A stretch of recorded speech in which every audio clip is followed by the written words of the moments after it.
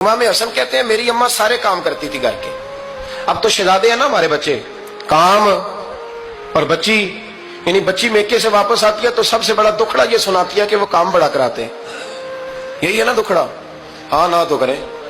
سب سے بڑا دکھڑا کیا ہے؟ پتہ نہیں کیا کراتے ہوں گے, ہال نہیں چلوا لیتے کہیں, یا کچھ چکی نہیں پسوا لیتے, پتہ نہیں کون سا ایسا کام ہے. اور آپ ناراض نہ ہو جانا, میں بھی بیٹی کا باپ ہوں, میں بھی بہنوں کا بھائی ہوں, میں بھی اس بات کو سمجھتا ہوں, لیکن ایک بات ذہن میں رکھنا کہ یہ بات نہیں ہے کوئی کرنے والی کہ سارے بچی کے ماں باپ جمع ہو کے پہنچ جاتے ہیں ہماری بچی جی کام بڑے کرتی ہے. مثلاً کیا کرتی ہے, کیا کرتی ہے وہ؟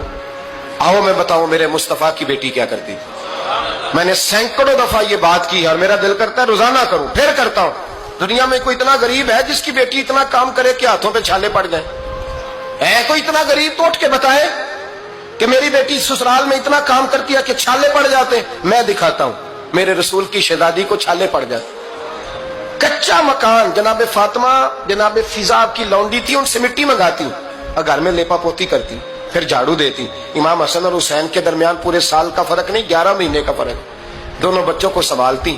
جناب علی کی والدہ حضرت فاطمہ بنت اسد بوڑھی تھی, جناب فاطمہ وہ کھول کے نوکری کرتی کہ حضرت فاطمہ بول پڑتی.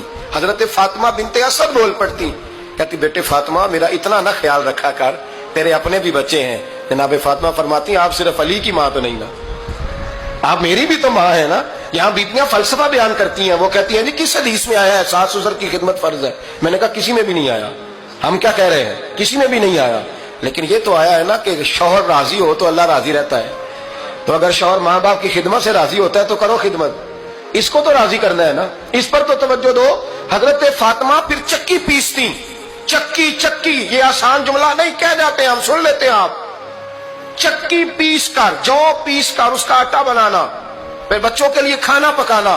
پھر ایک دن کہنے لگے علی آپ کی آمدن تھوڑی ہے, خرچے زیادہ, چرخہ نہیں لا دیتے. فاطمہ کیا کرو گی؟ فرمایا تھوڑا سا سود بنا لیا کروں گی, تم بیچ آیا کرنا.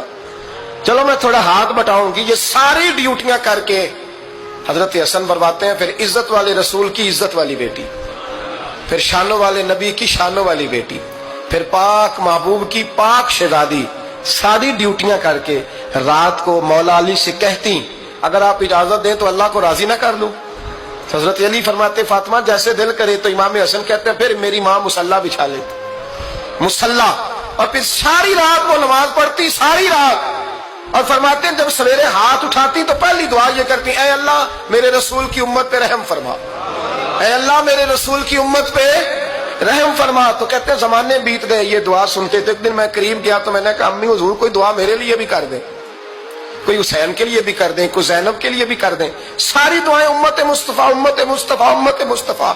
کتنا بڑا جملہ ہے, کتنا بڑا. شیخ محقق نے لکھا کتنا بڑا. جناب فاطمہ فرمانے لگی تیرے لیے بھی کرتی ہوں, حسین کے لیے بھی کرتی ہوں, زینب کے لیے بھی کرتی ہوں, سب کے لیے کرتی ہوں. اور بیٹا یاد رکھنا فاطمہ کی دعاؤں پر پہلا حق میرے رسول کی امت کا ہے.